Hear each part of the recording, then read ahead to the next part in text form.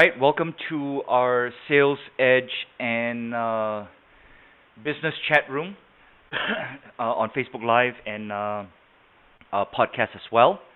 And I want to welcome you for coming in and taking a listen here. And my name is Chris Randolph. And we're going into a very interesting topic this evening or today, and we're going to be talking about some tips and strategies for sales professionals. So as sales professionals, we close deals and we lose deals, right? And there's something very interesting if you think about it. Do you ever notice that moment where you've won over the prospect, and it's a great feeling, right? On the other hand, have you ever just seen the look in their face when you clearly lost them, and you just know it's not going to be a deal, okay? Yet most salespeople don't exactly they don't know exactly what they're doing correctly, and that's making people more attracted to them versus incorrectly, that's actually pushing prospects away from them.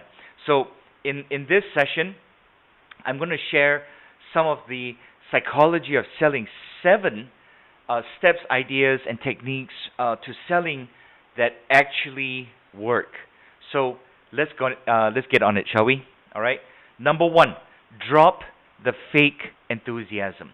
You need to drop the fake enthusiasm, the positivity, and the overexcitement when you're in front of prospects. Your prospects don't like it, they don't enjoy it, and they don't feel good about it because it doesn't seem real, right? When you put that in a selling situation, immediately your prospect is going to be repelled away from you. It's actually caused by a psychological phenomenon called reactance, where when we're clearly trying to push someone in one direction, they're going to resist and they're going to pull back. And so what we want to do is drop that enthusiasm and instead just be real, just be genuine. Number 2, they don't want a sales pitch. All right?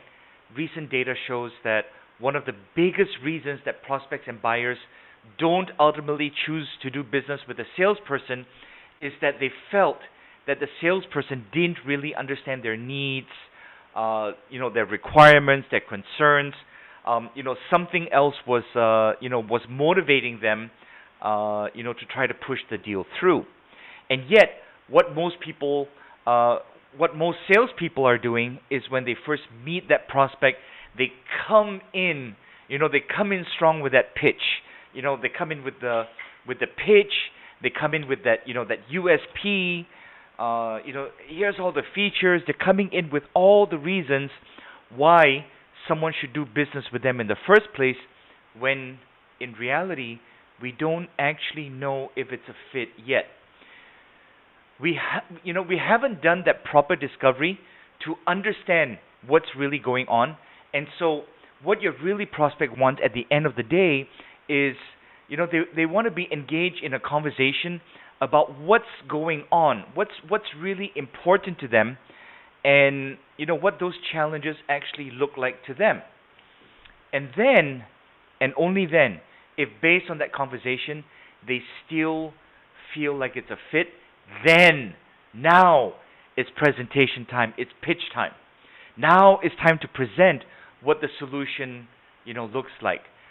Think of it almost like a doctor's type of conversation. You go to a doctor, and the doctor is not saying, "Hey, we have this incredible new procedure," right? Instead, they're saying, "Okay, so tell me, where's the pain? How are you feeling? What's the level of pain? Have you done this? How does it feel when you turn? Help me understand so I can diagnose," right? So it's a two-way dialogue. It's not about the pitch. Number 3, pressure, right? Face it, who likes pressure? Okay, pressure is not something that you should apply incorrectly. We don't want to put unnecessary pressure on prospects. It's not that it's just not helpful, it's actually killing the sale. So what we want to do is we want to remove all the pressure from the selling situation. So instead of trying to persuade the prospect to tell us yes, we're immediately as a result putting all of this pressure on them. Instead, what I'd like to suggest that you do is take a step back. Now, in psychology, where in any situation when we're trying to push someone to do something and they know we're doing that, they're going to want to pull back. And if we're putting pressure on them, they're actually going to pull back. They're going to hold back. That's when you hear the I don't know if I can afford it, I don't think I'm interested, don't bother me now. What I suggest is you take all the pressure off. Instead, just ask questions to determine whether there's actually a fit. The professional pressure comes later on. All right? Number 4, it's actually about them and it's not about you.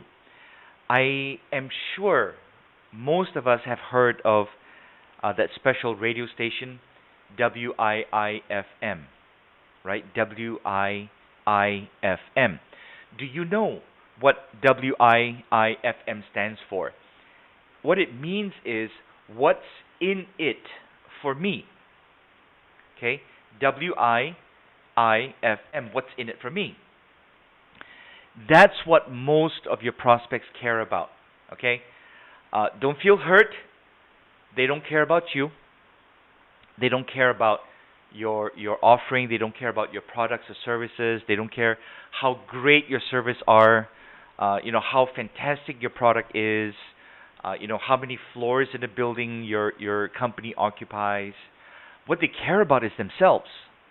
What their internal conversation is. What they're really saying to themselves is, this guy or gal in front of me, they want to talk to me, they want to pitch me. Is this conversation going to be worth my time? Is their solution going to actually help me to solve a problem that I care about? If they cannot answer yes to either or both of these questions, then you are in trouble. We've got to make the conversation about them, understanding their concerns, asking questions about their challenges, the things that they care about. And then, when they see that it's about them, now they're going to be engaged in a conversation because people like to talk about themselves.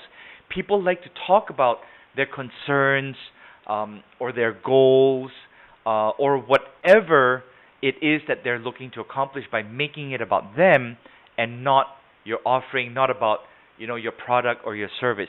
Now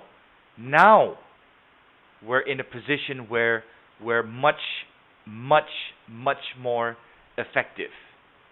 Now, let's get into number 5. And we have 7, yeah? So we are at number 5 now. Number 5, get in their shoes. Empathy. So powerful data shows that top performers are much more effective at taking the perspectives of their buyers. Very similar to empathy. Like, what's their experience? What's the buying experience that my prospect goes through? I'm not talking about what's the value proposition or the unique selling, the USP. I'm talking about the actual experience of interacting and buying from you. What does it feel like? What's good? What's not good?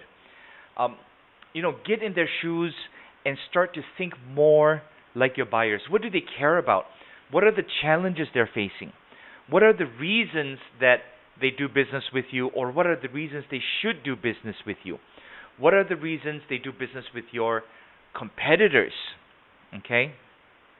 Understanding that, and suddenly we're now really getting into the mind of our buyer. And so when we talk about the psychology of selling, it's literally how we can start to think like our prospect. How can we really understand what they care about, and then we craft our conversation about what do they care about. Number 6, right? Number 6, we need to create value through our questions. Most salespeople when the prospect comes to us and they say, "Hey, I got this problem, and I'm making an inquiry. Uh, so I got this challenge. I heard about this solution, and then most people say, "Hey, you're in the right place. We got this awesome range of products and services that's gonna help you. It's your lucky day that you came to us." Okay? When I say that, do you even believe me? Right? Instead, take a step back and create value not through what you're saying, okay? Not through what you're pitching, but instead create real value through the questions you're asking. You know, get yourself to understand why they're saying that. Okay, it's like, I understand that you have this problem, and we might have a solution for you. I need to ask you a few questions that will help me understand why you have this problem and if we can possibly help you out.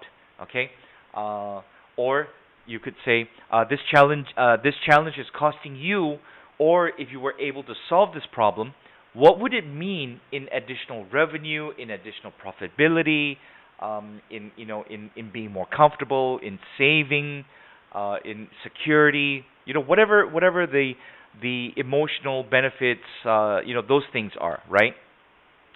So we create the value through the questions, not through the pitching of the ROI, the return on investment, or the pitching of the value that your service offers. Okay? Really, really do it through the questions, not through just the actual statements that you're making.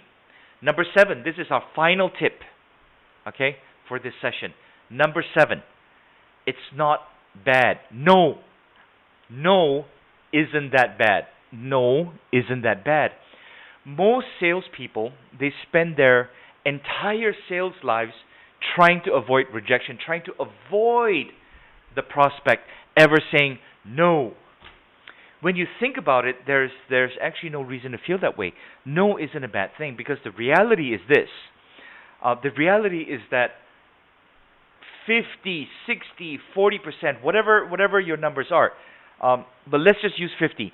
The reality is that 50% of your prospects are not a good fit, and so what that means is that 50% of the people that you come across, that means if you talk to 100 people, okay, 50 of them are not a good fit, and they're going to tell you no. They're going to say no. All right? So 50% of the people that you initially come across are not going to be a great fit for whatever it is you're selling. And as a sales professional, we want to get to know that as quickly as possible with those 50% that are not a good fit. So if it turns out that it just isn't a fit, try to identify that as early as possible, and think about this. Consider that a victory that it wasn't a fit, because sales professionals, top performing sales professionals, spend the majority of their time in front of qualified prospects, in front of the prospects that want to do business with them. And so the only way that you can ensure that this happens is to make sure that when you come across someone who's not a fit, is that you disqualify them in a nice way, professionally, and then you move on. And what this does also is it takes off the pressure. It takes off all of that pressure that the prospect is failing to do business with you. And instead, you're basically saying, look, I'm not sure if this is going to be a fit. Help me understand what's going on. And now the prospect feels so much more comfortable.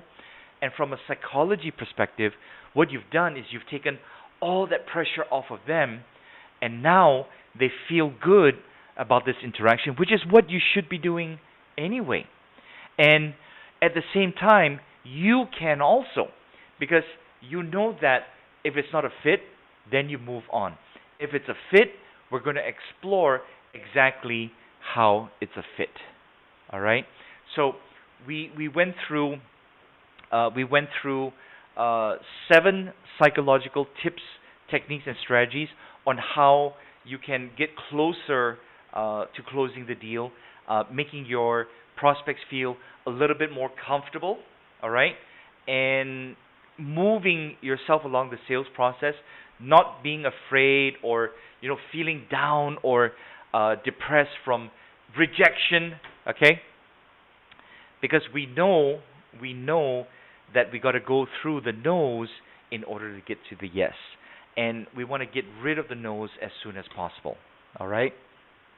My suggestion to you is listen to the tips that I shared with you, implement them right away, okay, and you will see that your numbers can start to creep up, climb up, or even shoot up.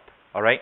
So I want to thank you for listening to the sharing of the tips and strategies on this session, and I wanna wish everyone to stay safe and blessings for all of us. Thank you.